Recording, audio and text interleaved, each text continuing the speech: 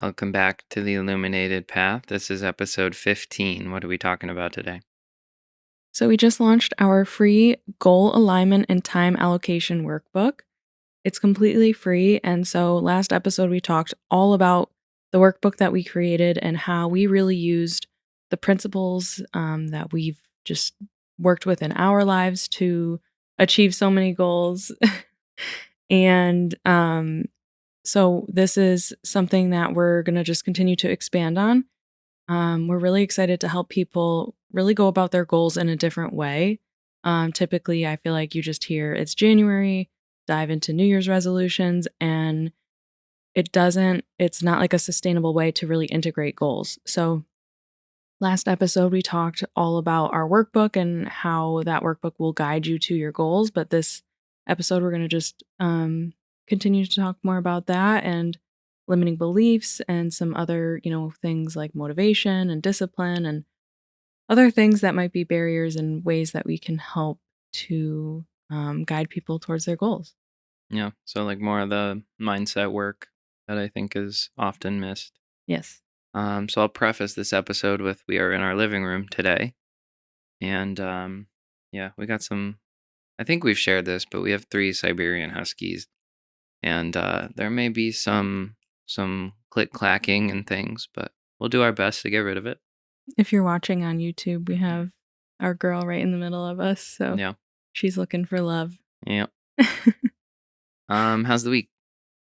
The week is good. I got a wedding dress. So that was really exciting. Bought it and I love it. So it's still like 300 plus days till our wedding, but I can't wait for you to see it. I'm excited. Yeah. Last night when we're recording this, last night we went and visited two of our very close friends and their daughter and had dinner at their house, played games, and that was just a really great time. I love spending time with them. Yeah. Yeah. I love them. Yeah. And then I have my best friend's baby sprinkle today Ooh, yeah. after we're done recording this. So all the good things happening. What about you?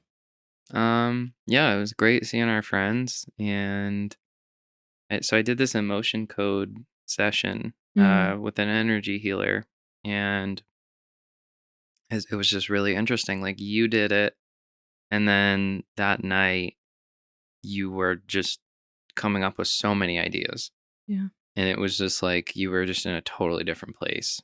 And then she helped me a lot with my relationship with money and music. So yeah, so a little context. She's in Sweden, and she helps you kind of understand like, excuse me, trapped emotions, and so areas within you where you have some sort of trapped emotion, and she helps you release it.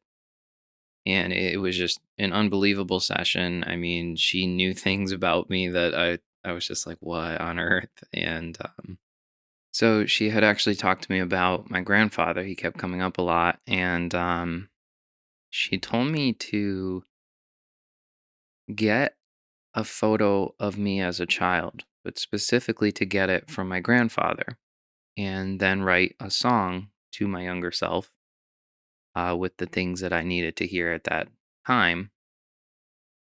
And that's inner child work.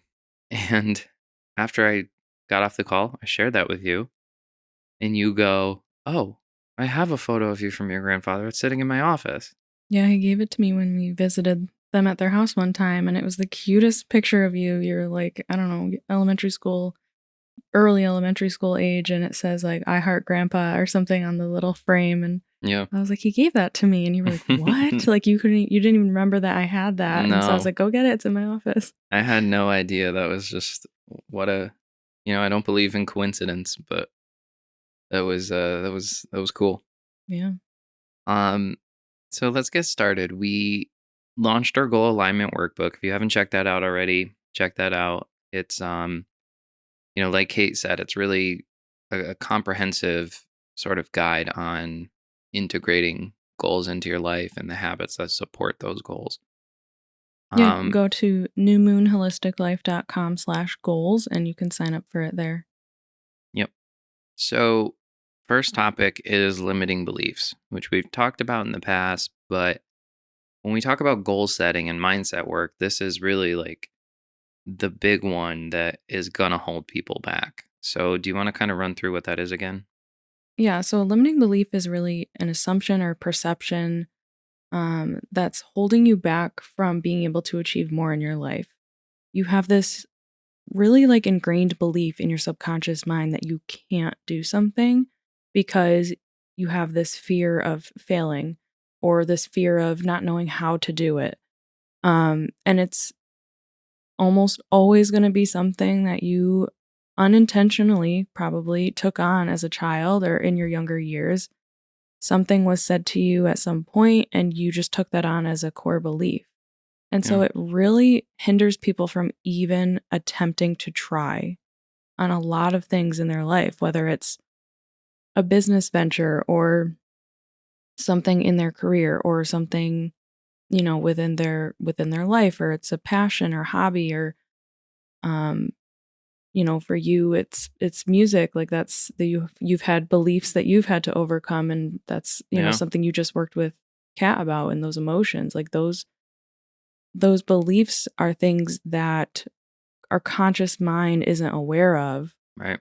but it's that crazy discomfort that comes up when we think about doing something that sounds scary or new or different. Yeah. And it always kind of blows my mind, right? Because we've talked about how the subconscious is running 95% of your mind. Like, there's so much of your head that you have no real clue about, you know? Right.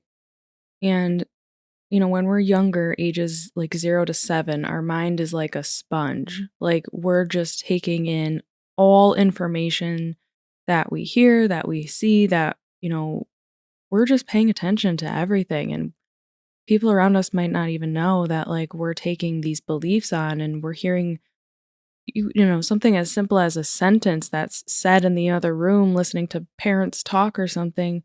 And this child is taking that on as a core belief because they don't know any better. Right. Like, you don't possess that ability. I think, what do we say? 0 to 7, you don't have that filter. So everything you take in, you believe you take it in as truth. Right. And I mean, a good example, and like 0 to 7 is really like just a very core time that this is happening, but it continues on further than that in high school and middle school, high school, like, and beyond, because our brain is still developing during that time. Yeah. Like, a good example of this that I've always kind of come back to is, think about like when you're in high school and you're talking about what you want to do for, going to college, what you want to major in or what school you want to go to, and being told like you can't get into that school or you won't make money doing that career. Yeah. Like, those are a limiting belief that you're now taking on. I mean, it's a big one with the arts. Like, if someone wants to go to school for art, they're almost immediately shut down and told, like, you're not going to make money doing that. Yeah. So they have this fear ingrained in them, this belief that they can't do it. And now they go in a different direction and get some career that they're not excited or passionate about, and it stops them from ever doing more, ever going after what they are truly passionate about. Yeah. I think culturally in America, we sort of discourage people from creative endeavors. And I, I, I don't really get why, because this idea that like creativity and the arts aren't profitable is completely false. Yeah. There's the larger issue of the belief in the persona of the starving artist, Yeah. of, I've got to be struggling to be successful, and those people subconsciously continue to create that cycle. And that's something that she talks about in Big Magic, which is a phenomenal book about creativity and reconnecting with your inner child and playfulness. But that sort of idea that all creative endeavors, you're going to fail before you start, is just completely false. Yeah. So, our next topic is cognitive dissonance and confirmation bias. So I'll explain cognitive dissonance first. They're kind of similar. So Cognitive dissonance is when your actions and beliefs are not in alignment. So you believe one thing, but you're taking action that is kind of the opposite of that belief. And so there's a lot of discomfort that's going to come up for you with that. And it's really, again, going to like hinder you from progressing towards your goals or progressing towards becoming the belief that you want to hold. Right. So a good example for this is like if you believe I am a healthy person and that's like what you desire to believe, but then the actions you're taking are, not exercising, not taking care of yourself, not eating foods that really nourish your body, then it's really hard for you to continue to hold that belief of I am healthy because your actions are not aligning with it. Right. So it really creates this inner tension that then leads to a lot of guilt, it leads to feeling shame, it leads to judging yourself, and all of those, being in all of those thoughts and emotions don't allow you to progress towards your goals. They don't allow you to grow because you're stuck just feeling like you're lying to yourself. Right. That's low frequencies. Yeah, absolutely. And so confirmation bias is kind of almost the opposite, where you are taking actions to pretty much like make your belief true. Like you're doing things that confirm that the belief that you had originally thought is accurate. Right. So again, it's kind of keeping you stuck because if you believe, I am unhealthy, and then you take those actions to, you don't go to the gym or you don't eat well, you're like, see, I've confirmed now I am not healthy. And it's again, it keeps you stuck. It's this cycle of keeping you stuck. Or you have this belief like I can't work out. Yeah. I can't go exercise. I can't start. And then you go and you try it anyways and you overdo it or you injure yourself and then you say, "See, I knew I couldn't do it. I knew I couldn't work out." Right. And it's again this, like I said, like this cycle of keeping you stuck because you're just continuously looking for things to um validate. That's the word I was looking for before. Yeah.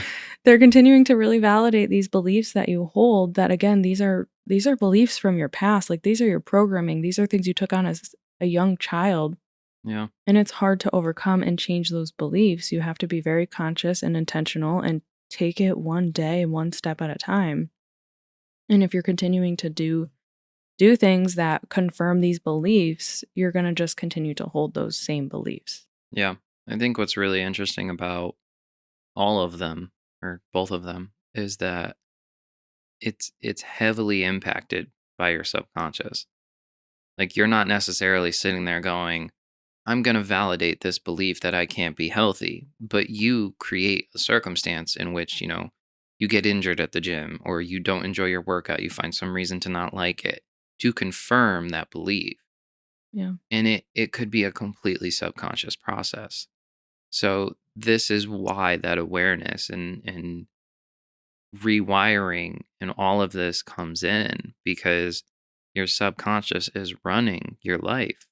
And if you don't have an awareness, you don't understand what it's doing, how it's coming up, the role that it's playing as you set new goals and integrate new habits into your life, find balance in what works for you, it could very seriously work against you. Yeah, if you like the awareness piece is it's the first step. It's the most Yeah. important part to being able to create change because if you have gone your whole life without really being super aware and conscious of the beliefs, like the core beliefs that you hold, and you're just going about life with the beliefs that you've always had, then you're continuing to make decisions, you're continuing to take actions based off of those beliefs. I mean, I did it for a very, very long time, and it wasn't until I took the time to really understand. I saw my holistic life coach and she started to really teach me about my subconscious and the thought programming that I had. So until that time where it was like, this is a wake up call, and I have to really become consciously aware of the beliefs that I hold and the thoughts that are coming up. and which thoughts I am, deciding are true and accurate, which subconsciously on a regular basis we're not doing. We're not taking Yeah. the time to decide, do I believe this thought, or is this thought not actually true? Is this a thought and belief that someone else gave to me a long time ago that I never questioned? Right. So these two, they're gonna definitely be at play because this is what your subconscious is used to. Your subconscious has the same thoughts day in and day out, and it's a cycle that we're in. It's that running on autopilot. So we have to be aware. We have to consciously start to understand and see when these things are coming up and understand that it doesn't have to be completely true. These things can be changed. Yeah.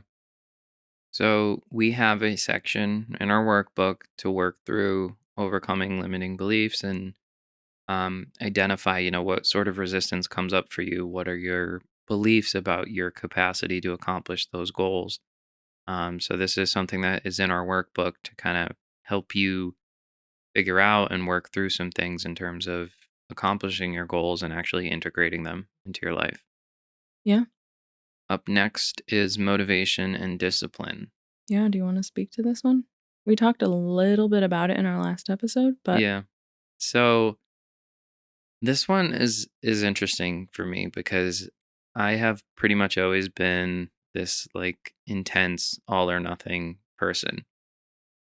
And it wasn't until I found balance in my life that I was like truly accomplishing things.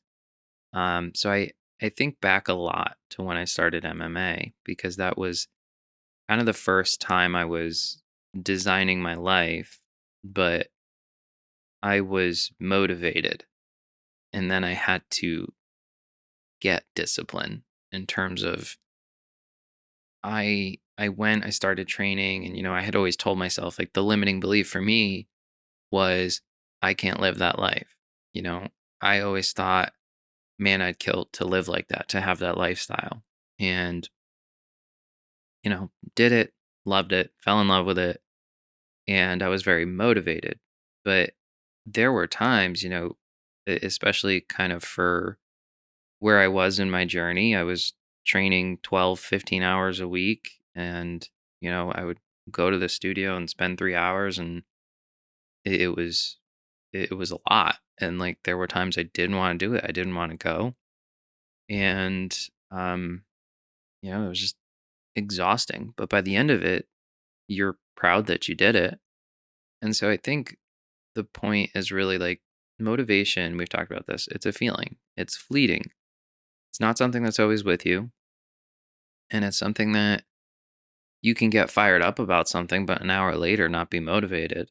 And you can't rely on that to accomplish your goals. And we talked about curating your feed. If you go on social media and you see a motivational post, you're sure you might be fired up, but like how long? mhm.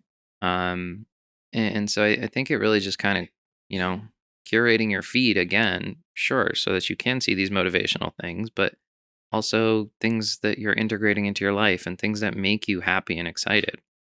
Um, so when it comes to motivation and discipline, you will find the motivation, I believe, by being disciplined.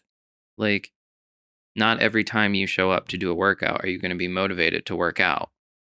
But if you maintain your discipline for the larger goal, you will have motivation during more of those workouts, you know?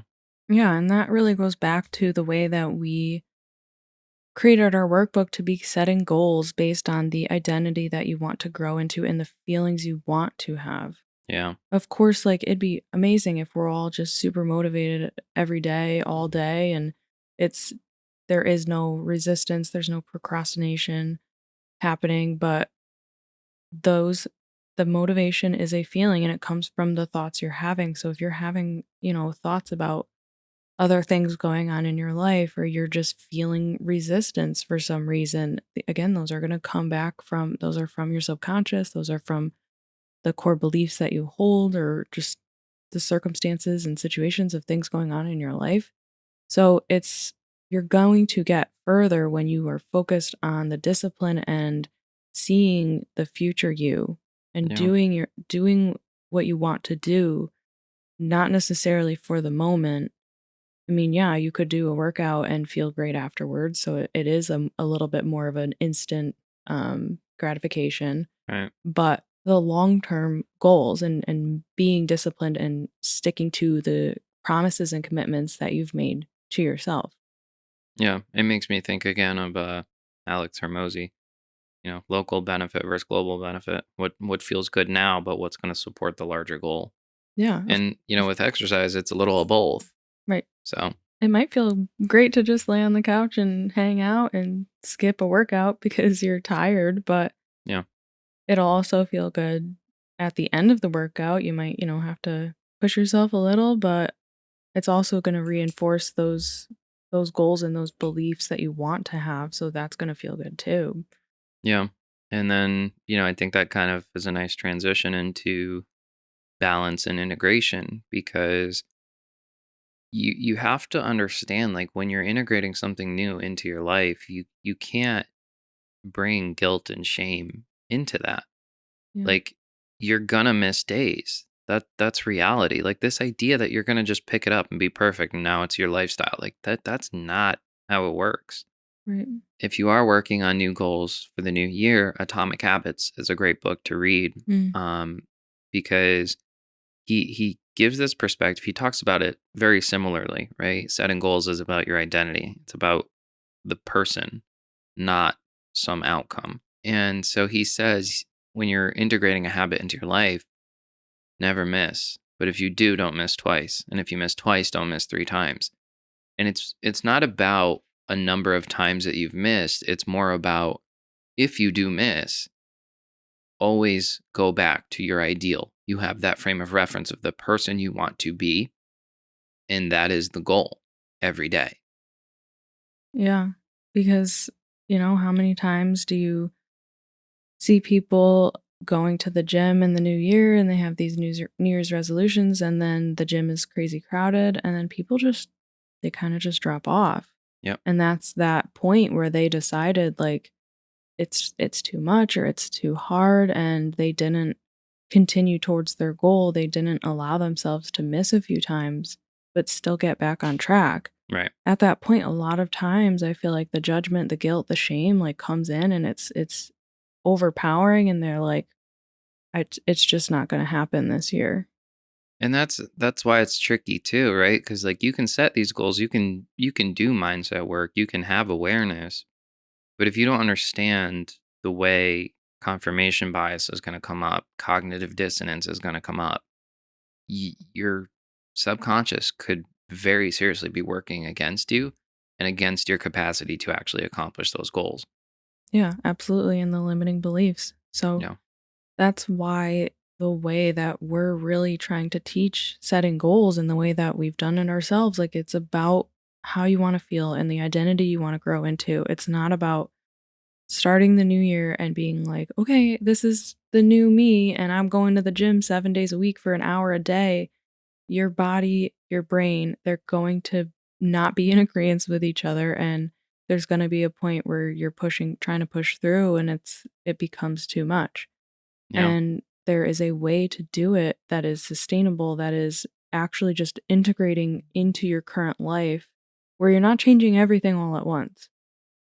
Yeah. You're finding part of our workbook teaches you to understand how you're currently allocating your time and how you can find time to integrate new habits that support your goals.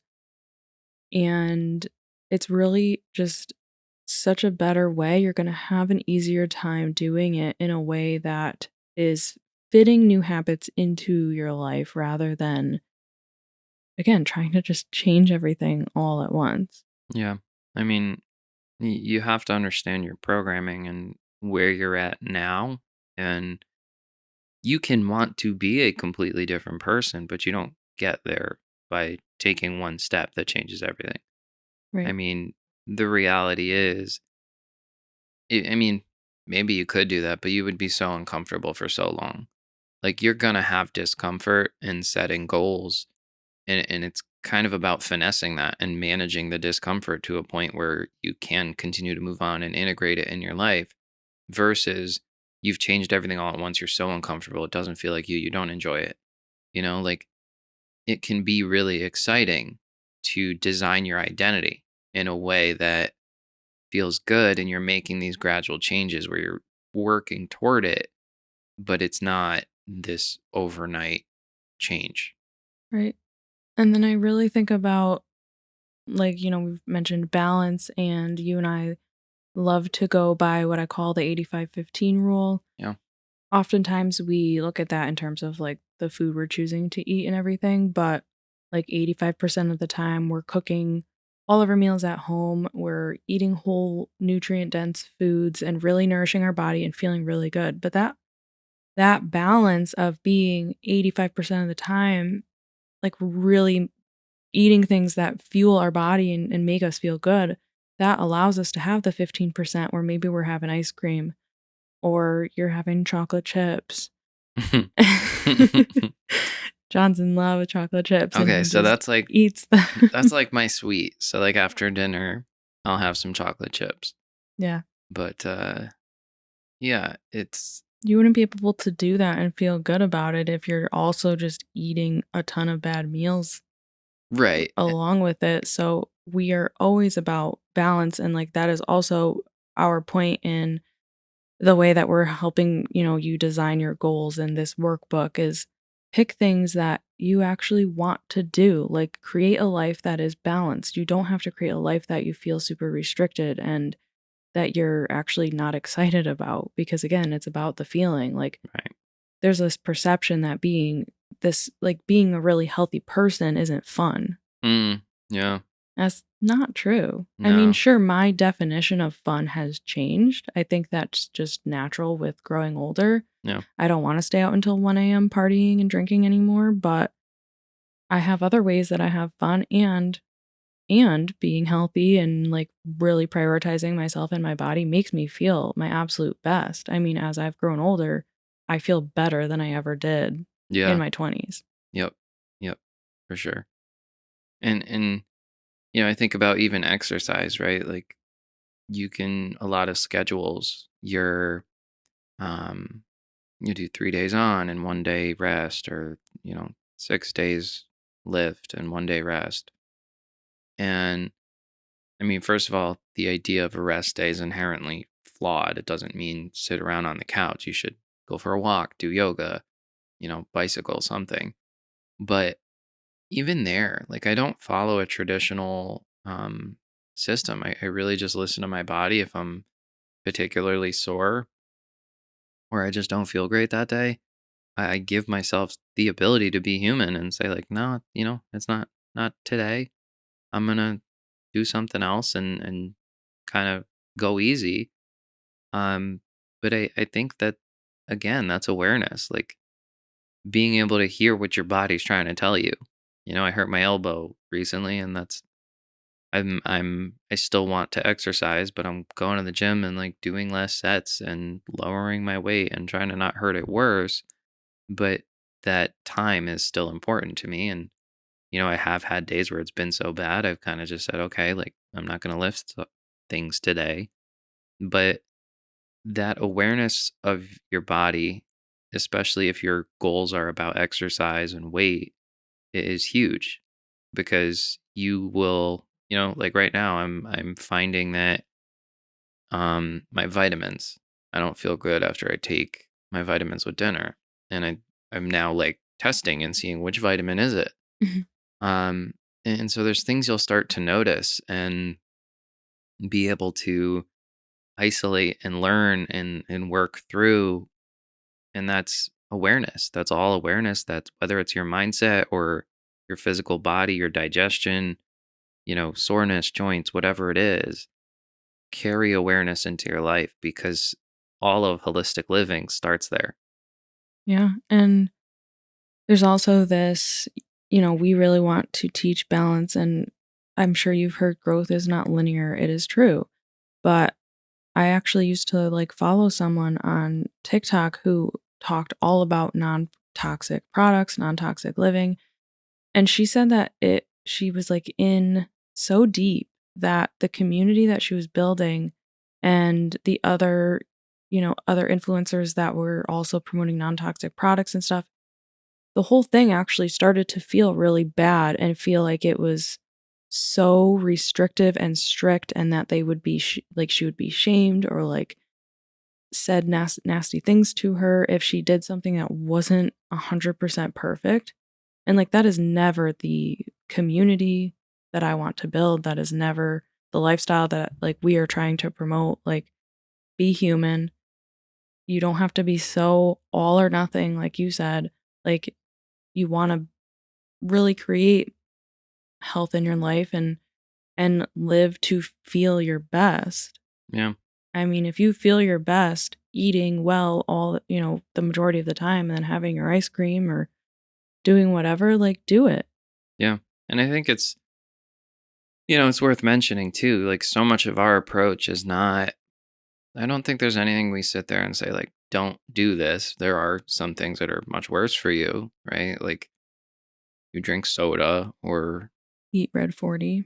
have artificial food dyes, but it's more that we're educating and bringing that to your attention and having an awareness of it. It's then your responsibility to go and figure out what works for your life. Like, we've talked about this, if you integrate a lot more healthy food, you're going to start to taste the chemicals again in processed foods. You're going to start to notice the weird aftertastes and those chemical preservatives that have funky tastes. Like, you're going to start to notice those things again. Yeah, so you kind of just naturally want the better options. You want Right. to make the swaps. Like, But there are uh, foods I never thought I'd give up, and now like I don't actually enjoy them anymore. So like I'm all set. but again, awareness. You integrate healthier options, you notice it makes you feel better. You start to choose that more.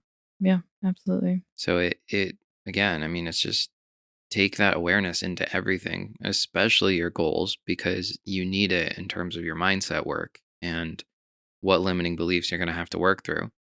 Yeah. Be patient with yourself. It's really easy to get down on ourselves because we're judging ourselves, we're feeling guilty, we're feeling shame. So have patience, allow yourself to be human. Don't be so strict in whatever your goal is that you then, regret making this goal or don't want to do it anymore. Like, do what feels right to you. Make goals out of love and out of what you really want to feel and the identity you want to grow into. Yeah. It should feel challenging and maybe a little uncomfortable, but you shouldn't feel like the goal is not attainable or like it's not for you. Yeah. Um and then I think the last thing there is just kind of like your time, right? So we have a time audit in the workbook, um to audit your time and figure out, how am I spending my time? And something that we put in there is, how much time do you actually want to scroll your phone and those things, like, figure that out. It doesn't, we're not going to sit here and say don't touch your phone. Like, that's just not reality. Right.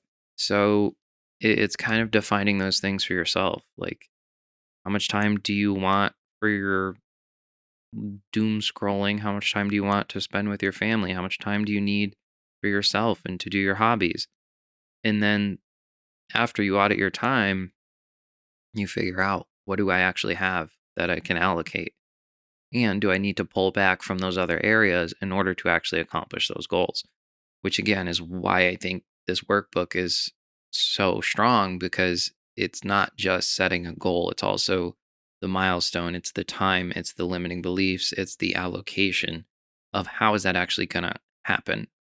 Yeah. So audit your time, do the workbook, and crush it. We also have the Facebook community.